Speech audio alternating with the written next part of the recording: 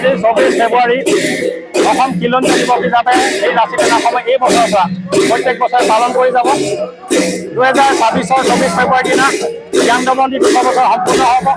ৰাষ্ট্ৰসংঘই খিলঞ্জীয়া সংজ্ঞা নিৰূপণত কৈছে যে যেতিয়া ঔপনিবেশিক শাসন ব্যৱস্থা হোৱাৰ আগমুহূৰ্তত থকা জাতি জনগোষ্ঠীয়ে তাৰ প্ৰাচীন আদিবাসী খিলঞ্জীয়া ভূমি গতিকে বৰ্তমান সময়ত যেনে চৰকাৰখনে খিলঞ্জীয়া কোন অখিলঞ্জীয়া কোন এটা বাদ বিবাদ তৈয়াৰ কৰি আমাৰ মাজত এটা বিধান দিবৰ বাৰ্তা দিব পাই আছে।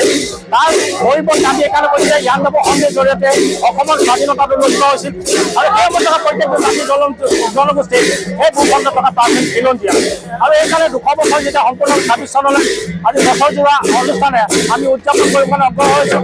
এই অনুষ্ঠানটোত অসমৰ বিভিন্ন প্ৰান্তৰ জাতি জনগোষ্ঠীৰ সন্মানিত প্ৰতিনিধি জনগোষ্ঠীৰ নেতাবিলাক তাত সমবেত হ'ব।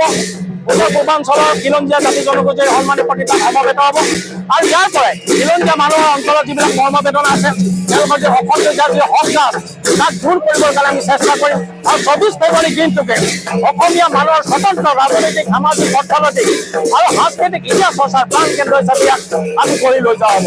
আমি এটাই বিচাৰিম যে সদায় খিলঞ্জীয়া মানুহ ঐক্যবদ্ধ হৈ থাকিব লাগিব আৰু ঐক্যবদ্ধ হৈ ভৱিষ্যতলৈ যাতে মৰ্যাদা আৰু স্বাভিমান সহকাৰে আমি জীয়াই থকা এটা বাট তৈয়াৰ কৰিব পাৰোঁ তাৰ যিটো পৰিকল্পনা আমি লৈ আগবাঢ়িব লাগে অনাগত সময়ত বীৰ লাচিত এই কামকাজ খুব দায়িত্বকাৰী দায়বদ্ধতা গৌৰৱ। খিলঞ্জীয়া মানুহৰ আধিপত্য থকা এখন অসম হ'ব। বীৰ লাচিত সেনাৰ 5000 সৈনিকে আজি অংগীকাৰবদ্ধ হৈছে আৰু অনাগত দিনত চৰকাৰলৈ সকিয়নি যাতে অনা অসমীয়া মানুহৰ পক্ষত থাকি যদি খিলঞ্জীয়া মানুহক আপোনালোকে বাৰে বাৰে প্ৰতাৰিত কৰে তাৰ বিৰুদ্ধে কিন্তু বীৰ লাচিত সেনা অসমে তীব্ৰ সংগ্ৰামৰ সৃষ্টি কৰিব। এইটো একদম স্পষ্ট বাৰ্তা দি আমি ইয়াৰ পৰা দি দিছোঁ।